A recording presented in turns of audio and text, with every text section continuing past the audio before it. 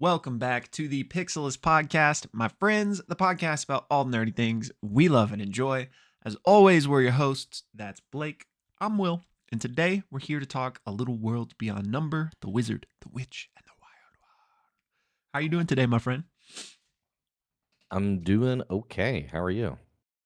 Doing okay as well. I'm a little late on my coffee today. So, once this kicks in, I'm hoping I'll be a little bit more amped to tackle the day. But, it's just is today Thursday?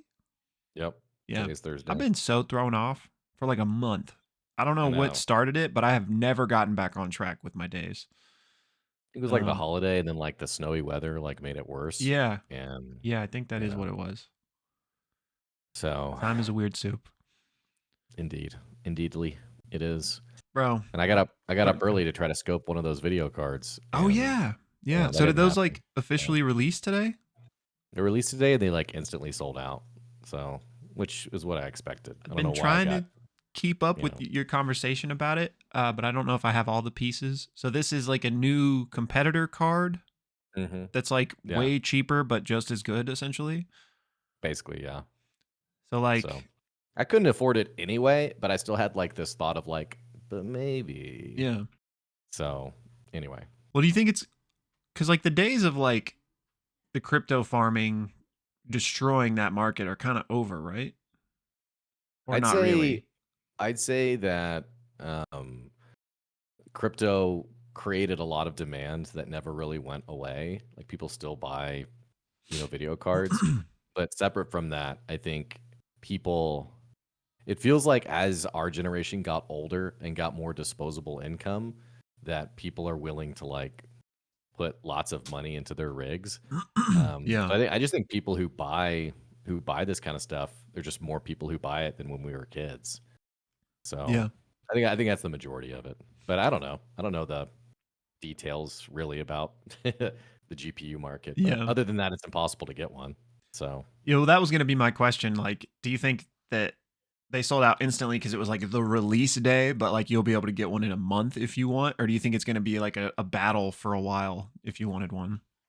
I think it'll be the second one. And I think the other thing that's really frustrating about it is that, you have these cards that are listed at their MSRP value, like what the manufacturer says, like, this is what we think the price is. Yeah. But then you can't ever find it at that price. Right. They're usually a few $100s higher. And even the scummy thing that Best Buy did, so the MSRP for this card is $600. Well, Best Buy has it's out of stock. It went out of business. Or not out of business. It got sold out. Yeah. Well, Best Buy listed it for $600, and then they put a big red, on sale, $130 off. It's not on sale. That's what it costs. Yeah. But like, so they're clearly going to raise. It says, normal price $729 or $730 or whatever it had said on the website. I can't remember what it said. But yeah. There's definitely not. It's hard to get, and there are, these companies that are like, ooh, we can get it for, people will pay this. It's right. And it's the same conversation as, Blizzard rolls out like a $150 add-on pack to their release game, and because they know people are going to pay for it. Yeah. So it is what it is. Yep. Well, it's cool that they made it at least, hopefully that continues the trend. Yeah. But yeah, I don't want to distract us too much, but I just saw this. I'm sure you haven't seen it yet, but there's a canceled Powerpuff Girls live action TV show, and the trailer leaked for it is so bad, man. Oh, it's like one of the worst things I've ever seen. So I'll send it to you. You have to watch it after this, but I just want to meet the guy or the lady, either one, who is such a good salesperson that they convince some studio to put tens of millions of dollars into projects like this. And then like the average person after the fact sees it and we're just like, that's real bad. You're not going to believe it, dude. It's like that bad. Are you sure it's not one of those like fan made? No. See like, oh, okay. So it's not. Okay. It was for the CW. It's so bad. And I don't know CW who it's for. Like it has like a very like trashy, like angsty teenage, like it's weird. Anyways. Yeah. There's I don't know why, because I think it's I'm like hating myself because I'll watch these videos on YouTube, which then just feeds into the algorithm. Yeah. But I only watch it because it's so bad. Like a few months ago, this is our YouTube, by the way, so sorry for that. A few months ago, I got like a CW show clip that popped up, and I clicked on it, and I watched it in full because it was so cringy and bad. Yeah. Now, like, I always get those on YouTube, and I do click them because I'm just like, I hate this. I Yeah. hate this so much. But apparently, there's like a pretty uh, faithful following, so. And also, I think this was the CW. Maybe it wasn't on the CW, but the Superman show Yeah. just ended, and I think that was like really well received. Yeah. I haven't seen it, so I don't know. But I always take that with a grain of salt because like I watched like the first season or two of a couple of those superhero CW shows, and they were pretty good, but then they always got terrible. Yeah. Like they always just got so campy and like phoning it in. So I Yeah. can't speak to Superman, but I also did hear good things about that. Also, like my camera, I don't know if something's going with my camera frame rate or something, but I can see like there's like a weird strobe effect on my screen, and I don't know why that is. Oh, yeah, I can kind But of see it on your face. yeah, I don't Is that what know you're talking why about? that's. Yeah, I don't know why. It's kind of weird. Looks like you're looking into a pool of serenity. Yeah, I wish that was my life. Usually it's Is angst this your and new monitor? no, this is the one that's always like blinking and like freezing. Mm. Is that the one you're Uh, replacing when it comes in? yeah, yeah. So it's not a bad deal. I got it for like $120. Hey, So good deal. because I got Monster Hunter with it, and then I Yeah, sold that to Nate. yeah. So I was like, man, yeah, a little over $100 for a new monitor. I'll take it. Pop, pop. But I'm get- situation is dire though. Like in younger days, I would have done like a full looked at the reviews, like found like the perfect monitor. And these days, I was just like, okay, what's the cheapest monitor on Amazon? yeah. Okay, yeah, let's ship it. Let's go. So, anywho, Reminded me of the green screen back in the day. oh yeah, I had for the Green's little Pixelist lore drop. I think I've mentioned it before, but I had this monitor that I gamed on, and didn't know any better. But then Nate, my buddy Nate, and Will came over, and I think I was showing you guys WoW or something. Yeah. I was like, check this out, and literally the first comment was, "Why is the screen green?" And like you get so normalized to things that then Yeah. you realize like I had like this green tint, and I don't even in hindsight I don't know what caused it or even how to fix it, but anyway, little deep cut there. Yeah. Good times, man. Well, I was just gonna say, having said that, I guess we could jump into yeah. I guess we've distracted enough here. we've had Yeah. our Pixelist pre-talk, Yeah. Yeah. Yeah. So, well, if you're here, you're not here for these shenanigans of a conversation. You're here to talk about Worlds Beyond Number. And what we like to do before our discussion on the episode is we like to do a little recap of what happened in the episode, and then we cut that out, but as a separate video. So you're likely here either watching that recap or you're watching our discussion. If you're on the recap video, just click the link below for a full discussion on it. This was episode 42 of The Wizard, the Witch, and the Wild One. Match my breath and walk in my footsteps. So, I think that was the previous one. I don't know what this one's title is though. 43. Yeah. I have it. Speak with animals. There we go. Speak with animals. Okay. Thank you. It's because I just put up the recap from the previous one, yeah. so I still had that. Yeah. So let's try that again. Today's episode is The Wizard, Witch, and the Wild One, episode 43, Speak with Animals.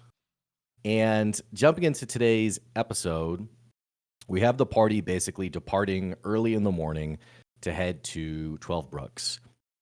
Brennan, as every good DM does, has a series of roles for the party. Suvi in particular, they're a bit keen to understand. They're a bit keen to understand that there could be people looking for them. There could be people searching for them. Brennan says, hey, you know that in the previous city you were in, that they're kind of getting ready to ship out, so they're likely days behind you. And I apologize, man. Can I restart this? Yeah. I realized my notes are all over the place. I have the wrong notes up, but then also I realized I didn't actually hit record. So Yeah, no worries. you know how this goes, guys. This is a high quality Pixelist production today. So pretty on brand. Okay, trying this again. Episode 43. Speak with Animals of the Wizard, the Witch, and the Wild One. So as I mentioned, they leave the town they were just in. Brennan says, hey, they're going to be a little bit delayed behind you guys. The Citadel's going to be a little delayed behind you. But despite this, the party's not sure if people will be looking for them. There's a series of roles that happen. Suvi, I think, did Disguise Self and had the opportunity to cast that. There's some conversation on how much she can cast that and how many days she can keep that going, or maybe it was how many hours. And over the course of time, I think there's a point where like an airship actually passes over them, like a Citadel airship, but the party pretends like they're just travelers on the road or just traders who are just, happening along the way. So a series of checks are made. The party seemingly is able to pass these checks without really much of anything of note. And they do eventually seem to make it to 12 Brooks. Now, arriving in 12 Brooks, Brennan reveals that the forces of Gauthmai are sort of on the edge of the city. He talks about like the river Lythwin that they had followed previously in leaving Absinthe, that it has now sort of like cut across the terrain and passes through 12 Brooks. And I think it's implied that the Gauthmai forces are like south of that or on the other side of the river or just outside of the city. But when they arrive to the city, they see a city that's largely under the control of the Empire. And there are a number of statues and not like temples, but just sort of like iconography and things like that around the city. But the one thing that's of particular interest to Ame is a statue that has been covered in some way. There's like a big tarp that's been put over a statue. And she's very curious about this because, most notably, knowing that this region worships the great bullfrog, she hasn't seen anything like that in the city. So she sends the fox and says, hey, I want you to go look under that tarp. Now, Ursulon and Suvi are both kind of like, do we want to do that? Are we sure about that? And Ame's like, I think that would be the next best decision. Now, it's sort of implied that Ame's thinking like, if the great bullfrog is under there, maybe we can summon him or figure out where he is or talk to him or what have you. And in fact, she even says, I'm looking to do what we did in Absinthe, where they went up to the rocks above the city. They talked to the Great Spirit and they brought the water. They brought the flood to help escape. So she says, I'm looking to do something like that again. Fox goes under. Fox goes under the tarp, confirms it is a statue of the great bullfrog, but then she loses sight of the fox. Like, she loses communication with the fox. And so she's like, oh, I don't like that. So she sort of rushes in while Suvi has her disguised self on. Ursulon sort of fans out to the side and is sort of like among the people hiding. Ame walks up to the tarp, and I think with a perception check, like with the high 20-something perception check, she sees the wizard Keen of the glass coronet walking up behind her. And around this time, she also notices that there are several soldiers and guards that are all converging on sort of like this town square spot. And as any good D&D player does, it's, hey, what are you doing here? It's crazy to see you. And Keen is not having any of that. Keen is like, essentially in no simple terms, accuses Ame of either absconding from the previous town, having kidnapped Suvi, or that like something nefarious is in play. And Ame is basically like, oh, there must be some kind of misunderstanding, and like kind of tries to talk herself out of it. But it becomes very clear. I can't remember if there was an actual roll or a check here, but Brennan pretty directly says like, hey, this is horrifically bad. Like, this is a very bad situation. All that to say, the wizard Keen eventually ends up casting the sleep spell on Ame and is successful. And as a reaction, one of the witch's class abilities is this ability to use a reaction to put a curse on a person attacking you. And so she curses the wizard Keen. But she does go to sleep. She's essentially bound and gagged. The fox is also, I can't remember if it was like petrified or just held, but is also captured. And the two of them are led away. Suvi, seeing all this transpire, who's sort of like hiding in the shadows or is under the disguised self, sends a message to Keen that's like, maybe we should talk a little bit. You want to take it from there? Yeah. So Suvi sees all this happen and is like, hey, yeah. And Keen is like, yeah, let's talk. So the two of them approach each other, and Keen's like, yeah, we thought you'd been abducted. The prince wishes you to be back in Bracken. And Suvi's like, well, I'm a grown ass adult. I thought I could do what I pleased. And Keen's like, yeah, it's aware that you think you're a princess, but you can't just do as you wish. There's like a chain of command here. And he says, Silver told us everything like he was trained to do. So like we know everything that you've been up to. And Suvi says, okay, well, I was just coming to help my friends. They're here on business. Like, leave them here and I'll come back with you. And Keen says, well, my orders were for Ame and Ursulon to be held captive while you're taken back to Bracken. So that's what I'm going to do. It's at this point that Keen basically puts Suvi on a horse and sends her along with several soldiers to head back to Bracken. Keen does not go with them, though. Ame is then carted off by these guards, and the Keen stuffs, I believe the fox is petrified, and stuffs this petrified fox like into a bag, excuse me. So we then cut to Suvi, who is on horseback surrounded by guards, headed back to the town. And a while after leaving Reedport, which I think is the name of the town they are in, but I'm not positive, she sees that they're coming across like a body of water. I think it's the river Livewind, but again, don't quote me on that. And there's like this huge stone bridge that they're going to be going across as they cross the river. And she notices that the horses start to like pick up pace, like awkwardly. And Suvi notices all the guards around her getting uncomfortable. Then suddenly, these horses start diving over the bridge, like into the river, and Suvi's horse follows suit. So the next thing she knows, she is submerged in water, and all of these soldiers are being attacked by these like massive sea creatures. There's like a huge crocodile, like there's tentacles and claws like coming left, right, and center. And one such like tentacle grabs Suvi, like constricts her up and starts dragging her through the water into the depths further.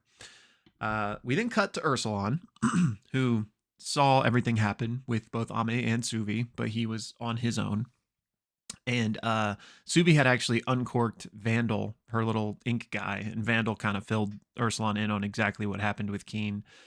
So Ursulon decides to tail Keen, and he sees that Keen walks into a butcher shop with Ame's unconscious body. And I think it was an insight check or something like that, but Lou rolls really high and basically realizes that the shrine covered by the tarp had been a trap for Ame. This was a trap for him. Keen wants Ursulon to believe he's about to go like torture Ame in this butcher shop, and it's a way to draw him out. So instead of acting impulsively and like charging in there, he instead decides that, you know what, time might be on my side in this scenario. We then cut back to Suvi, who is starting to drown as she's being drugged through the water until she is finally thrust back up onto the surface in what appears to be like a smuggler's cave. We heard there was a lot of stuff like this when Ame made the map, or got the map from Grandmother Rin's house. So I'm assuming it's just one of many of those. And then this 25-foot crocodile basically comes out of the water after her and turns into a man. and Suvi realizes that all of the horses they had been riding were in actuality shapeshifters, and this had all been like a trap from enemy forces. A then huge, massive primate-esque creature comes out of the water, and Brennan reveals that this is Yuran. And he approaches Suvi and says, "Why can't I hurt you?" Suvi, recognizing Yorin, just immediately says his name, and he goes, "How do you know my name?" And she then like channels her mom and says, "I thought she told you to never frighten her daughter." And Yorin like is just completely flabbergasted by this. He can't believe it. And she says, "I'm the wizard Sky, daughter of Soft and Stone." And Yorn's still just, utterly processing all of this, but he says, "You took a lot of my guys' lives back in Avacyn." And then he transforms back into his manly figure. Suvi says, "Well, I guess that makes us even because you killed my parents." And Yorn's like, "What are you talking about?" And Suvi explains, "The last time I saw you when I was a kid, I was sent away to Grandmother Wren's, and then Steele came and picked me up and said that my parents had died at your hands." And Yoren said, "Well, if I had done that, then we could settle it here and now and you would have every right. I betrayed your parents, but I didn't kill them. I don't know what happened to them." And Suvi's like, "Why did you betray them?" And he says, "They lost their minds. Steele told you that I killed them?" And Yoren's like, "What? Why were you being escorted just now?" And Suvi kind of fills him in that, she had been kind of half arrested for having fled. And Yoren laughs and says, "The apple doesn't fall far from the tree." He then says, "I never knew how your parents died. We had gone to Silbury, with you when you were a kid, sent you off to Rin's to be safe, because she had bowed out of the conflict by then.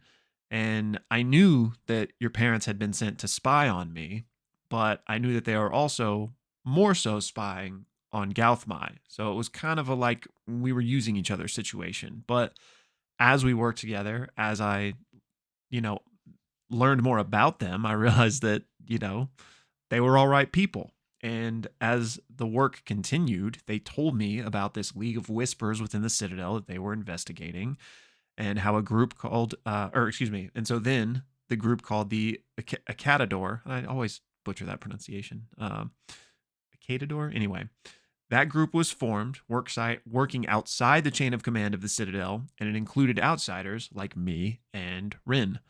And this was illegal in the Citadel's eyes. But even still, they were ultimately hoping to help the Citadel and free it from the corruption that the League of Shadows represented. So we'd been working for years, and then one day, literally the day before the Ruve attack, we had a breakthrough.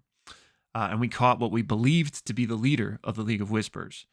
And that's when we learned that they were actually working in conjunction with the Citadel the whole time. This was not rot. This was not corruption. This was just another sector of Citadel operations. And Subi does a big old insight check on everything that Yoren is telling her, and she hits a nat 20.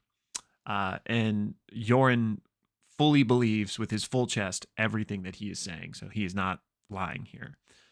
So Subi just vomits at processing this information, and Yoren immediately like rushes to her to try to help her, gets her some water, and even casts a spell to like make it be more pleasant, like a nice smell, nice taste.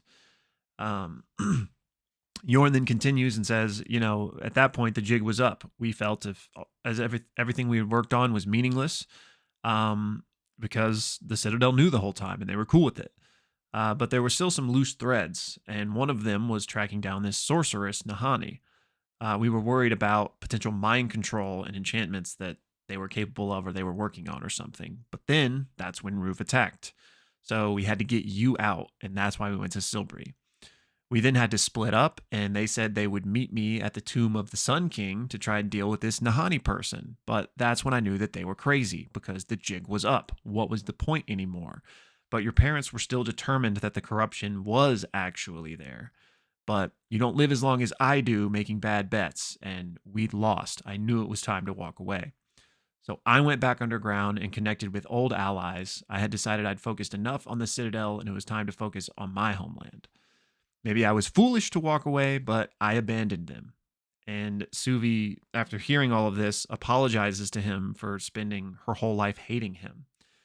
And Yuran says that's what this is. That's what this giant churning machine is. It makes monsters out of men. And I've had to become a monster too to try and stop it. He then reaches out and says, well, you're not dead here at the bottom of the river, so what were you trying to do?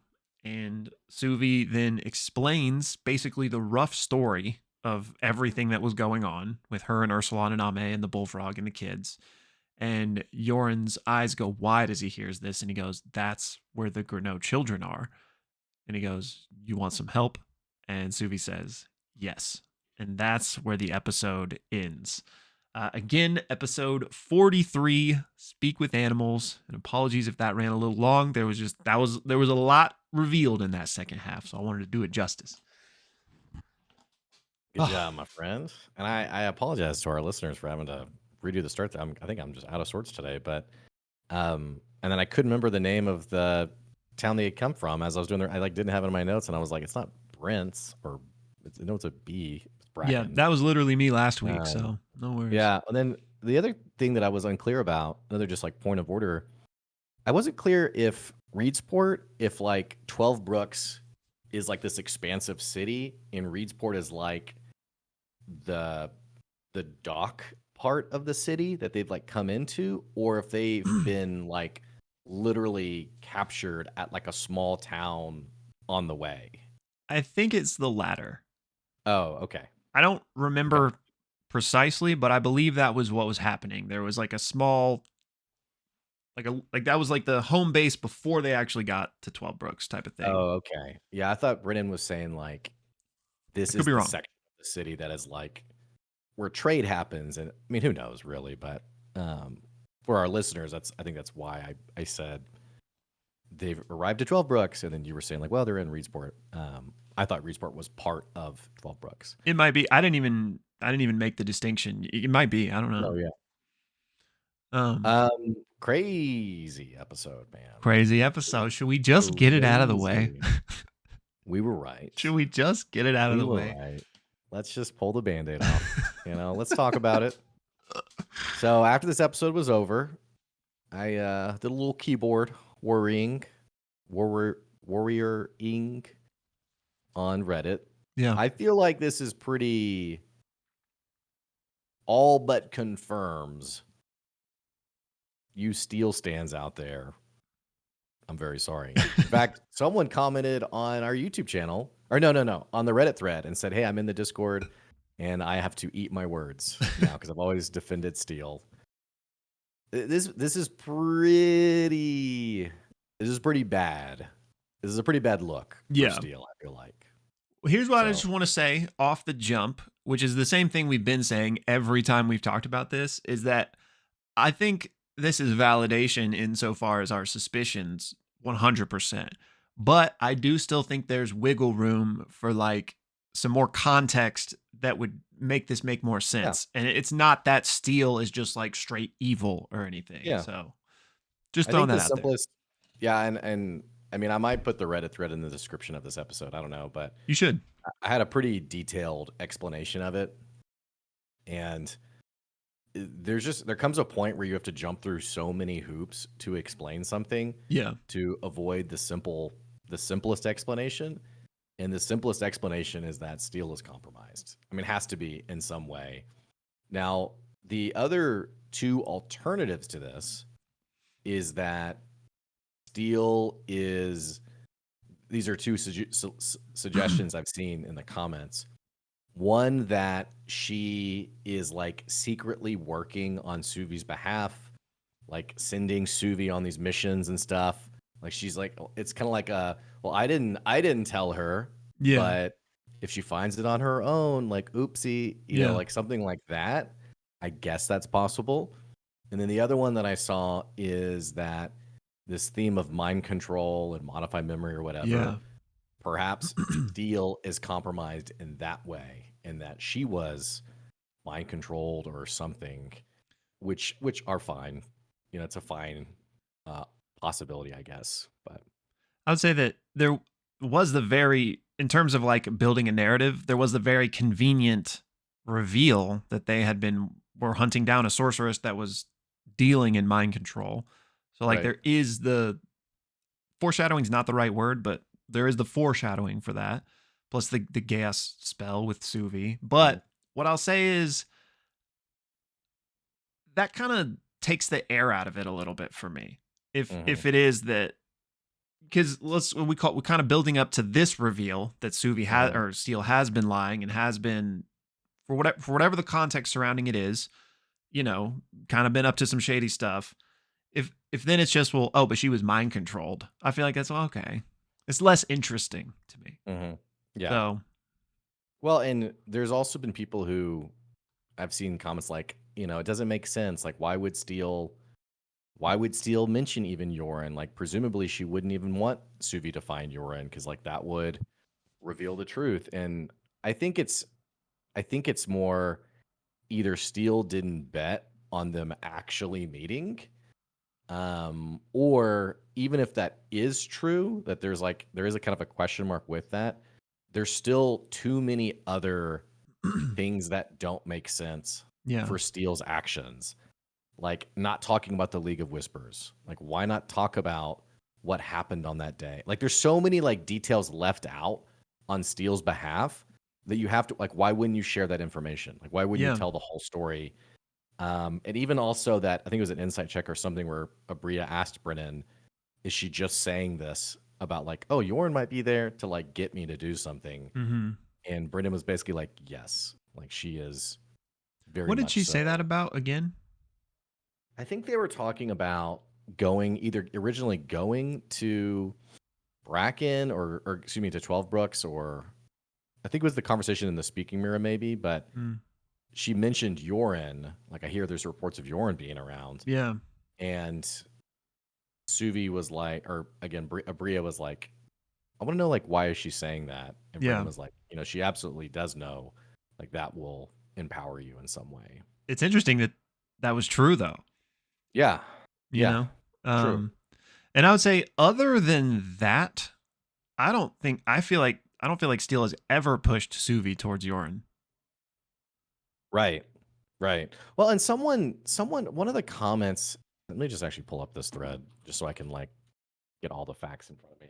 While you're There doing was that, and the reason I say that is just in terms of like, why would Steele encourage like that? I don't think she ever has. I think she probably just assumed that they would never cross paths, or if they did, blood would be shed before any real conversations were had.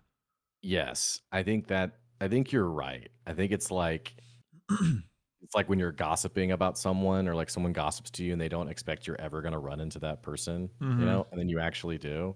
Yeah.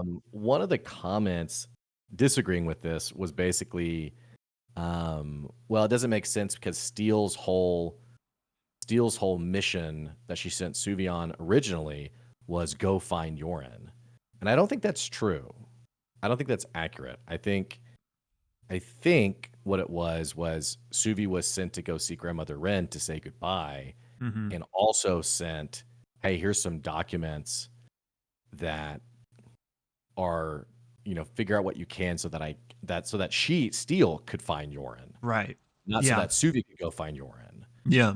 Because It was Steele like didn't give me even this tell her what the documents were. She just right. said, "Bring this stuff to Rin." Yes, right. So I don't think there was any charge of like, hey, I want you to go find Yoren for me. Yeah. I don't think that happened. Um, so, and I'm just looking at this information here. Um, I think honestly, it aligns with our previous theory of like, why would Steele betray her parents?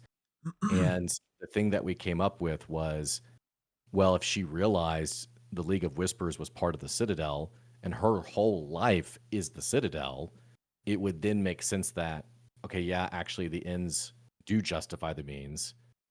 And so team League of Whispers now, or at least, you know, team Citadel.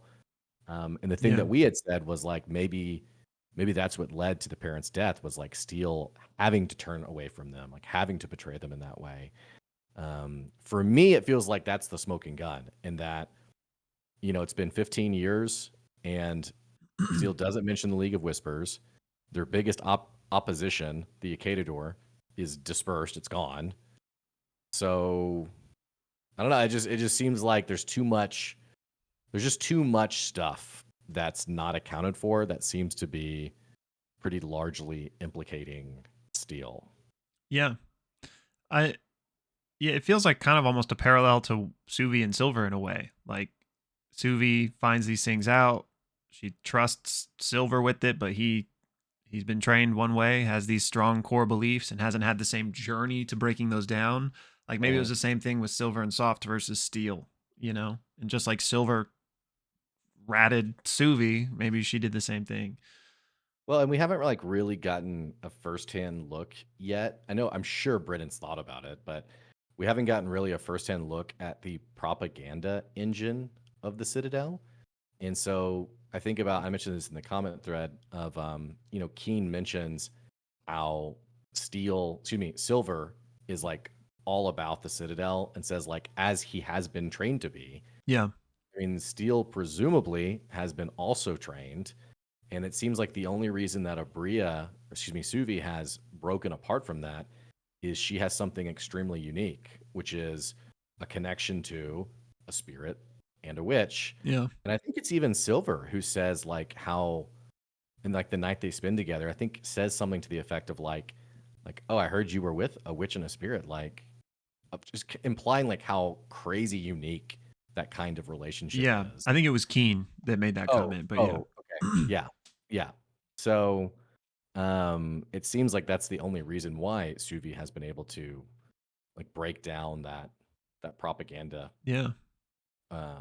So Totally agree. And like Blake mentioned, he did a great write up of like all the different data points related to Steel. So we'll definitely link that. But one I want to at least talk about briefly is it just feels all too perfect that Steel was pointing everything towards Yuran, and then the like smoking gun around Ame's curse being like, what was it, like the same smell as Yuran or something? Like to me, that feels like it was set up by Steel, which makes me think, was she or at least one of her operatives? She probably wasn't literally the person to do it, but I bet the Citadel is the one that cursed Rin and Ame. Yes, and also the implication I got is that Yuran didn't even know Suvi was alive. Yeah, it's kind of and so that to me, it doesn't seem like someone who's like, oh man, I thought I left you and your friend, like, I knew you had visited your friend who I cursed. Wasn't anything. It was just like, and now there could still be like, oh wait, the Witch of the World's Heart, whatever. Mm-hmm. It could be that, but it just doesn't. The impression I got is that Yoren was like, I'm going to focus on me and my survival, and like literally has not looked back or even checked in on Suvi and Co. in many years. Yeah, and it doesn't really make sense for why he would have beef with Rin. Right. If anything, he's aligned with the Coven of Elders and the spirits. Right. It just, and the way he talked about Rin, he said, we left you with her because she had bowed out. So like Rin was out of the equation. Like there was no like hostility or animosity there at all. So I don't think it makes sense for it to have been him. The other thing I didn't talk about in the Reddit thread that I want to ask you about, this Ruvian attack the next day. Like, oh, we captured the leader, which I'm annoyed that Suvi didn't say, like, what's the leader's name? Who's the leader? Who was that? They captured the leader. The very next day, Ruv attacks. I don't know, man. That's a pretty convenient coincidence. Yeah. But what are the implications there? I don't know. I don't know if the implication is that, like, the person who was the leader is, like, somehow related to Ruv or something. Yeah, like a double agent for Ruv or something? I mean, maybe, or like, I can't think of like any examples of this in media. So you guys listening, you might have a really good example for me. But so I'm going to butcher this example because I can't give a good one. But it's like when you're playing a game or you're reading a story and you find out that the two opposing factions are actually the same faction, Mm, but the reason they war and have conflict is because for whatever reason it keeps like the people subservient, or whatever the fact may be. I yeah. can't think of a good example. But it made me wonder, like, is Ruve, because I thought about like what would cause Ruve to attack, and not just attack, but to attack Silbury, which I couldn't tell if they were saying, if Yorn was saying they knew we were in Silbury and attacked Silbury, because he said like the jig was up. Well, was this a random attack, or were they going for, like, did Yorn go into hiding because he knew that they, specifically the Acadador, was being attacked? And if it's that case, then it begs the question, if they confronted Citadel leadership about this, why then did this opposing nation attack the very next day? I don't know, man. It just feels like there's something Yeah. there, and I don't think it's clean, but I do wonder what's going on there. Yeah. I agree. It's definitely, I don't think, just coincidence. And maybe it's not that there is a connection there. Maybe it's, oh crap, let's go nuke Ruve to get them to attack us to like cover this story. Mm, I don't know. yeah, like Like a maybe false flag situation. maybe they like instigated something. I Yeah, don't know, but it's very convenient though. for sure. For sure. And I guess the League of Whispers is still active, Presumably, right? but like whatever they're doing is for the Citadel. So like, are they the ones in charge of this spirit stuff, or are they doing something else entirely? You know? I think clearly the League of Whispers is like a hyper active, well-funded, and aggressive engine of what I assume the archmages see as progress. But I think back to like the um, conversation with Morara and Indri, I think it was, where the conversation was like, yes, 50 years their magic was paltry, 40 years it was paltry. And then it like there came a point where like, whoa, like Yeah. this is moving very quickly. So for me, I'm satisfied with attaching like all of this really sinister spirit abuse stuff with, now we're seeing the outcome Yeah. of like what the League of Whispers has been doing. Checks out to me. I'm just, So it honestly almost surprises me. Well, no, it doesn't, I guess, but like that it even would need to be so kept in the dark for everybody else. But I guess it just helps with like the propaganda if there's not anything like overtly awful that the Citadel is doing that most people are aware of, then well, I I guess think it, everyone can believe the I dream or mean, whatever. not to like stroke Brennan's ego, but like Brennan is such a genius with like unpacking and building these institutions.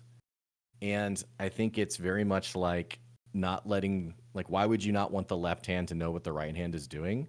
Because you save so much time and energy and effort of just like the crosstalk and PR and opportunity for someone to be annoyed or to not like that. Like, for the Citadel to operate, or the Empire, I guess, as a whole, to operate at the scale that it is, it almost seems to make sense of like, hey, if we're gonna do some like weird spirit stuff, it's probably just best that no one knows about it. Yeah. Very much like need to know. Um, so yeah, I mean, I don't know. For me, this was the grand reveal for me about Steel, though. Like, I don't know if we're still waiting for like a smoking gun moment, but it would, like for us, it was kind of like a playful theory that we kind of went back and forth to, and now I'm like, yeah, I am now going to be operating with this assumption moving forward. Yeah, for sure. I think the only smoking gun now is if there's any plausible reason for why Steele Mm. did this, but I think it's clear that she did it. That's not the right way to put it, but yeah. So I'm with you, like fully shipped on that. Like she's been shady. I'm curious to see how like Suvi unpacks all this, Yeah. and just like, is there a chance they would go back to the witches and be like, hey, we're team tear down the citadel? I mean, nothing like in this chapter, but I do wonder like future book implications. Yeah. Well, I guess, all of that we just talked about, one, and I guess we're really going to have to draw the line on what like corruption means versus like the true heart of something. But, Suvi's parents still believed there actually was corruption. So, like, is there a way to like just excise the tumor from the citadel and maybe Mhm, restore it to a more honorable, admirable mhm, institution? Or is it just, mhm. you got to nuke it? Yeah. So, but I I would be will interested in what, like, how do you really comb through that? You know what I mean? Like, right. yeah, I don't know. I will say, if nothing else, it makes Steele a very compelling villain, and maybe that's not really much of a value of a statement, but I think Brennan has set us up with a potential great short term. Short term is not the right word. End of next book BBEG, or at some point like a mini BBEG, like an end of arc BBEG. In the same way that Matt did such a great job characterizing lewdness, I think Steele makes for a very compelling villain. Keen does too in a different way, but Yeah. yeah. So Again, I don't think we have enough. Well, yeah, this entirely depends on the surrounding context, but I'm wondering, like, is there room for like a Steel redemption? Like, if she just straight up, like, literally led to Suvi's parents' death, probably not. But if it was like a super conflicted, I was trying to do what was right for the Citadel, like yeah, everything I believed in, like, and she didn't know about the truly heinous stuff, then I think yeah. there's a path there. Um, One otherwise, interest, yeah. yeah. One other interesting detail is that Yoren seems rather disconnected from Steele. Like you have Steele being like, Yoren killed your parents. Find Yoren. He's the worst. And then you have Yoren kind of like, Steele said that about me? Yeah. Like, kind of like, I thought we were cool. I thought Yeah. we left it in a thought we left it in a cool place. So I am very curious what the implication of that is. And if nothing else, it seems like Steele has data points that Yoren doesn't have, or that Steele's there's something pushing Steele to that. Whether she's been mind controlled or not, I don't know. But it very much feels like Yoren's like, yeah, we left it all pretty clean, other than your parents dying, and then is Yeah. now kind of realizing like, well, wait a second, what's going on here? So Well, because I do, go I ahead. was just gonna say, I wonder if he wonders like, why is Steele the sword of the Citadel now? Like, did she make a deal? What's going on there? Mhm. Yeah. So I I would I would assume that it's all just scapegoat, right? Like, I don't know if there necessarily would have to be like a further beef or something there, but just that we can yeah, solve all our problems by just, I can get rid of the parents, I can blame Yoren, and that'll be further yeah, fuel on the fire for this war that we're already having. Like, yeah, very nice and clean. Um, yeah. but yeah. If you don't mind, someone's like banging on my door and my dog's going Yeah. crazy. You give me just 2 minutes just to check on Yeah. what's going on here. Sure, sure. um, while he's doing that, let me look at my notes really quick, y'all. So apologies for the radio silence. Try not to keep it too silent though. Um, one thing that so I might repeat this to Blake, so forgive me for that, but I thought that like Brennan really characterized Yorn as like as cool and nice a guy as possible. Obviously, he's this like rampaging shapeshifter that has taken a bunch of lives by his own admission. Like he's become a monster in order to fight this machine. So don't get me wrong there. But like just in terms of his personality, like I feel like Brennan went out of his way to make him like kind. Like he immediately showed kindness to Suvi when she was throwing up. And I think, this was purposeful in conjunction with the reveal about Steel. And it's like, oh, Yoren isn't that bad a guy. Like, look, he's actually kind of cool. Um, and to that end, the fact that he even characterized what he did to Suvi's parents as betrayal. Like he was met with the accusation that he killed them, and he's like, "No, I didn't kill them, but I did betray them." And betray is kind of a harsh way to put it, in my opinion. Like just the fact that he didn't show up to that meeting with Nahani. Um, uh, I'll give you the nutshell on what I was rambling about. So I felt like Brennan really almost went out of his way to showcase how like cool of a guy Yoren was.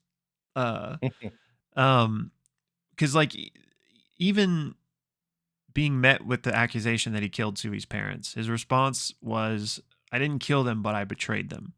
And so I was like, "Oh, okay." Like, so he ratted them out or something? No.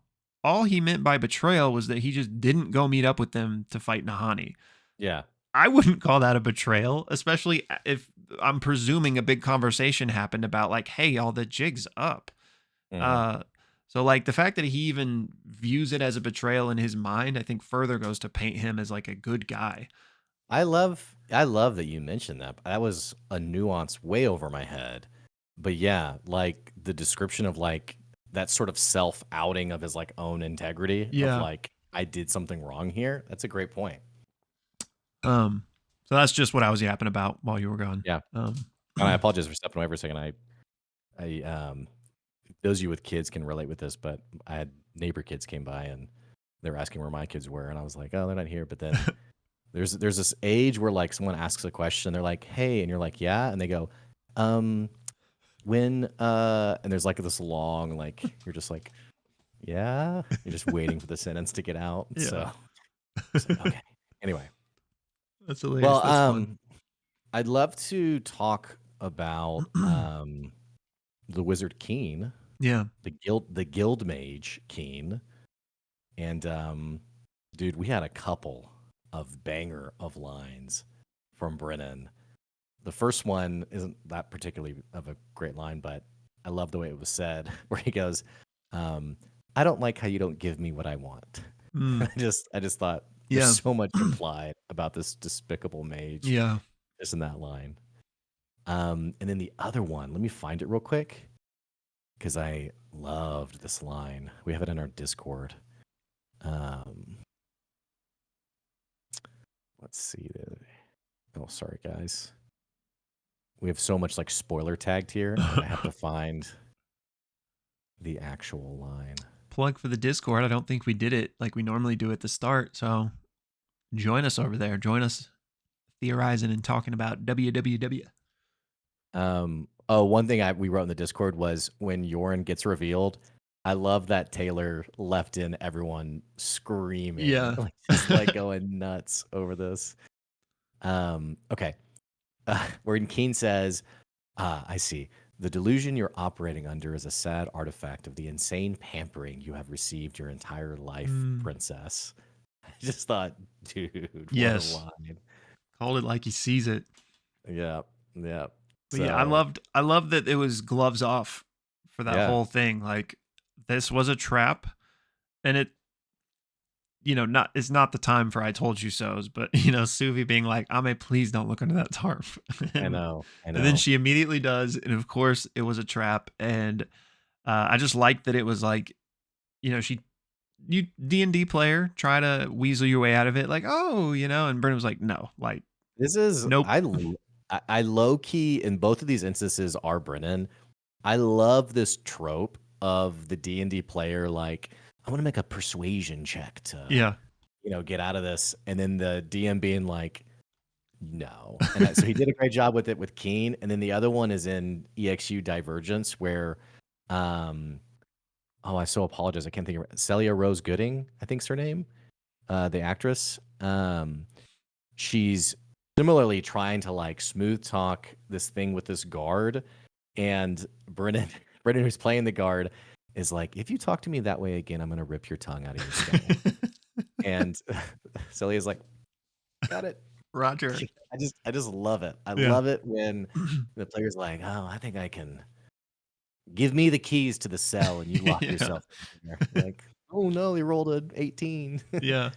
So I just like it. I don't know. There's something like what's the term Schadenfreude of just like the pleasure of when like you realize, oh, can't roll myself out of this one, Yep. I guess. So Consequences. So great, yeah. great Key and Peele skit, by the way. um, But, so this is bad yeah. though. Loved the trap. Loved Yeah. Brennan. Brennan has a great moment, and I'm just rambling here, but Brennan had a great moment in the Calamity wrap up where he was asked about like how he designs and storyboards with his players, and he said, as you learn your players, you don't have to railroad because you just know what they will do. Hmm. And tarp over the bullfrog, perfect trap, Yeah. perfect trap, knowing Ame's character or Erika's character. So yeah. Yeah. Totally agreed. That pretty much kind of answers the next thing I was going to bring up, but just on a meta level, I was very curious as to what the plan was had Suvi not been sent away like that, because that was a perfect opportunity and a really cool way to like get her out of that bad situation and bring Yoren into the story. So just the what if part of my brain is like, well, what if Ame hadn't have looked at that trap and they hadn't have gotten Yeah. split up and I think just, and I could be totally wrong here. And those of you who DM, you can leave a comment also. But I think Brennan envisioned a Yoren conversation happening, but didn't know when. And then when the horses were going out, it was like, and Brennan's brilliant. He's incredibly smart. I think he saw like, oh, let's pull, yeah, we let's can pull do that that in. now. Now's a good because otherwise the story becomes very difficult if Suvi actually just leaves. Yeah. Like, all right, you're out of here. See you. Yeah, and I had a similar situation where my in one of my campaigns, there was like something that was going to happen in the city. Well, something took them out of the city, and the thing that I didn't account for was I thought they're gonna be like, oh, let's go back into the city, but instead they were like, this conversation happened at the table where they were like, should we just like move on and like not deal with any of this anymore? Like we're kind of over it. Yeah. And like the party like all agreed like we should just get out of here. And I'm like, Oh no. oh boy, this is bad. This is so bad. And so you need something in those moments to like bring it back. And Yeah. so I think Brennan saw a really great opportunity to not like paint himself into a corner of like Suvi's leaving. How do I get her back? Yeah. I'll grab onto that Yoren story point and reel that in. And I fully believe it happened just in real time. I don't think I know you weren't saying this, but I don't think Brennan discussed it beforehand or they figured it out together. Like I think Brennan just did a great job of like now's the time to bring that Yeah. in. But you do wonder what would have happened if Ame hadn't looked under the tarp. Yeah. Curious. I'm also curious, like Steel's obviously very strong. I don't know if level 20 would be the right way to put it or not, but very big gun. So similarly, I'm wondering if Yoren is insanely powerful. Now, even if he is, it's not as if he's just going to join the party and wreck stuff. Like that's not going to happen, obviously. But I'm curious to see what they might be able to do with him. Speaking of though, like how strong is this enchantment on Suvi's Yeah. necklace? Yeah. Like Orima couldn't see her. And then Yoren literally says, why can't I hurt you? Yeah. Like this is a pretty real So, deal necklace. Does that make Yoren a spirit? I think he's using like spirit magic or something as the Yeah. implication to like shapeshift. Yeah. Because So yeah, that was my prior understanding, is that he was like a shapeshifter, which yeah, maybe that is tangent to spirit more so than human, but yeah, I thought her necklace is like specifically protection from spirits, I thought. yeah, right. But yeah, I do, his whatever he shapeshifts into is a literal spirit creature. I know we got that confirmation. I think from Ursulon or somebody. Well, moving back to Keen though, Yeah. something I'd love to spend a few minutes on is a section of the show that I enjoy calling "What's the latest toxic drama?" Did you listen to the fireside chat? No, did you? The small excerpts of it, but apparently there was a little just toxic chatter Oh. around Erika Ishii forcing this situation as a player and how it wasn't appropriate to make that decision, how it like forced her players at the table to now be in this other situation. And the question that they addressed in the fireside chat was, did Erika make a bad decision? Was this a wrong decision? And really, did Ame make a bad decision? But more importantly, Erika as a player, was this a wrong way to play the game? And I love how they answered this because Brennan basically said, Erika's never done a wrong thing in her entire life. Everyone would agree. But he also said, and they were all sort of joking and laughing about this, but one thing he did say that I thought was a good way to look at it was like, we just don't see it that way. We don't see it in terms of like right decision, wrong decision implied for anyone's decisions, right? And I bring this up only because I do think people tend to have a very opinionated view on like how things are supposed to go in D&D and like what it's supposed to look like and what good play is. And I'm a little disappointed in the audience that this even became this was even a deal. This even came Yeah. up as a deal. Feels inevitable, but ridiculous. Like, it makes me think of a Percy quote from Critical Role. Your fun is wrong. That's basically what those people are saying. That like you can't play that way. And I mean, like, I even made a joke about like saying I told you so, because like Suvi said, hey, don't check the tarp. And then she did. But like to actually be like mad at Erika for that is ridiculous. Because like that's what led to the super compelling narratives that we got in this episode. You know what I mean? Like, how awesome would it have been if they didn't fall in the trap and they just left the town? Like, ooh, that's exciting. No, like, yeah, that's ridiculous. What is D&D without consequences and, Right. So Right. Well, and it's kind of like min-max culture of like, how do I get the most out of this and like the best outcomes? Yeah. A little bit. But something Matt said in I don't know what they're calling this retrospectively, by the way. So you might know this. I think it was just EXU season 1. Is there a name for this? That 9-episode arc that Aabria DM'd? I think just EXU. Yeah, I don't know. Yeah. Okay.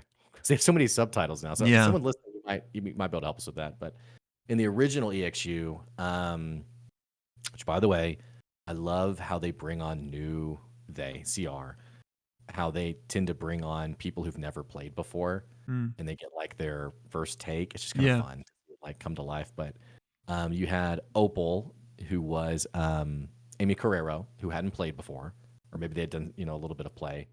And she was agonizing over a decision. And Matt turned to her and said, hey, there's no wrong decisions in D&D. There's just interesting stories. Yeah. I think that's just like such a deeply healthy way to look at D&D. And, it disappoints me that we're not all like celebrating Ame's risky decision. That's the fun part of D&D. Yeah. It just disappoints me that there even is. And maybe this is overblown because they chose to address it. Maybe like one person made the comment and they were like, let's address that. Yeah.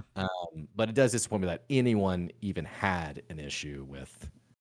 But, like you said, that's the internet, I guess. So yeah.